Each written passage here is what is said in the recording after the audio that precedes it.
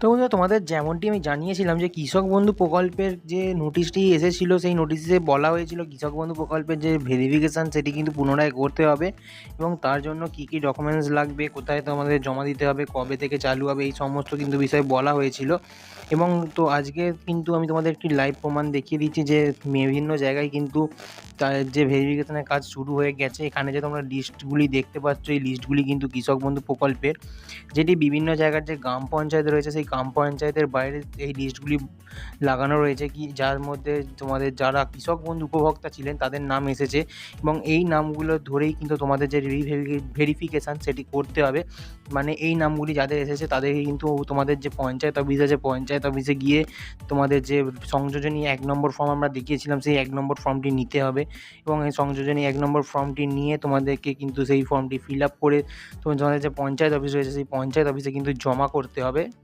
তো তার কিন্তু বিভিন্ন ডেট বিভিন্ন এরিয়াতে দেওয়া হয়েছে, কারণ তার 30শে জুলাই আমাদের যে পশ্চিমবঙ্গ সরকার লাস্ট ডেট দিয়েছেন কিন্তু যে এই কৃষক বন্ধু প্রকল্পের যে ভেরিফিকেশানের যে আপডেট সেগুলো কিন্তু কমপ্লিট করার জন্য লাস্ট ডেট 30 তারিখ দেওয়া হয়েছে। অর্থাৎ এই মাসের মধ্যে কিন্তু সমস্ত অফিসিয়াল কাজ কমপ্লিট করতে হবে। তো তোমাদের যে পঞ্চায়েত অফিস রয়েছে তার যে তোমাদের ফর্ম জমার ডেট সেটি আলাদা আলাদা হতে পারে। তো বন্ধুরা, তোমাদের এই যে লিস্টগুলি নামগুলি বেরোচ্ছে, তো এই ভিত্তিতে কিন্তু তোমাদেরকে পঞ্চায়েত অফিসে যেতে হবে। সেখান থেকে তোমরা বিনামূল্যে তোমাদের যে সংযোজনী 1 নম্বর ফর্ম সেটি পেয়ে যাবে এবং সেই ফর্মটি ফিল আপ করতে হবে। ফিল আপ করে তোমাদের যে ডকুমেন্টসগুলো আমরা বলেছিলাম, কি তোমাদের যে ডকুমেন্টসগুলো বলেছিলাম, তোমার যে আধার কার্ডের জেরক্স, তোমাদের ভোটার কার্ডের জেরক্স, তোমার ব্যাংকের পাসবুকের জেরক্স এবং তোমার যে জমির কাগজ রয়েছে সেই জমির কাগজের রেকর্ড, যেটি সেই রেকর্ডটির একটি কপি, এবং তার সাথে সাথে তুমি যদি বিবাহিত হয়ে থাকো তোমার যে পরিবারে তোমার যে স্ত্রী রয়েছে সেই স্ত্রীর কিন্তু তোমার আধার কার্ড, ভোটার কার্ড এবং তার সঙ্গে সঙ্গে ব্যাংকের অ্যাকাউন্ট যে জেরক্স সেই কপিগুলো কিন্তু তোমাদেরকে এর সঙ্গে ফর্মটির সঙ্গে অ্যাটাচ করে জমা দিতে হবে। এবং এই যে ফর্মটি তোমাদের আমি দেখিয়ে দিই, তো তোমরা এখানে দেখতে পাচ্ছ কি ওপরে লেখা আছে সংযোজনী 1 নম্বর কৃষক বন্ধু নতুন প্রকল্পের ক্ষেত্র সমীক্ষা ফিল্ড ভেরিফিকেশান। মানে এই যে ভেরিফিকেশানটি তোমাদেরকে আমি বলেছিলাম এই যাচাইকরণ ফর্ম, এটি যাচাইকরণের জন্য, নতুন অ্যাপ্লাইয়ের জন্য কিন্তু নয়। তো উপরে তোমাদেরকে বলা হয়েছে কৃষক বন্ধু কেবি আইডি নম্বর, তোমাদের কৃষক বন্ধু যে আইডি নম্বর সেটি দিতে বলা হয়েছে। তার নিচে বলা হয়েছে সুবিধাভোগীর নাম, তোমার যে কৃষক বন্ধুর রেকর্ড অনুযায়ী বা ব্যাংক পাসবুক বা আধার কার্ড অনুযায়ী তোমার যে নাম রয়েছে সেই নামটি এখানে চাওয়া হয়েছে।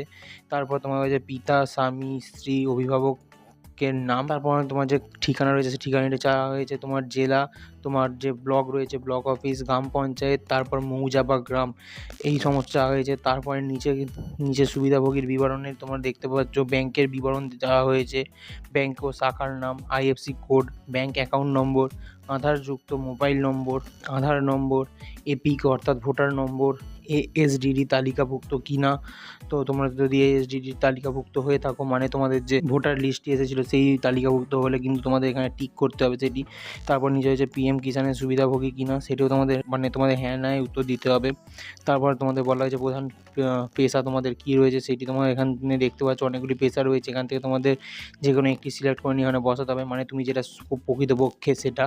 তারপরে তোমাদের জমির বিবরণ চাওয়া হয়েছে, তারপর জেল নম্বর, খতিয়ান নম্বর, দাগ নম্বর, জমির পরিমাণ হিসাবে চাওয়া হয়েছে একর হিসাবে।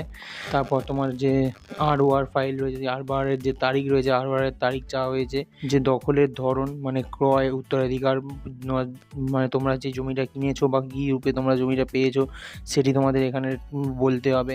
আয়কর প্রদানকারী কিনা, মানে তুমি কি ইনকাম ট্যাক্স পে করো নাকি সেটা বলতে হবে।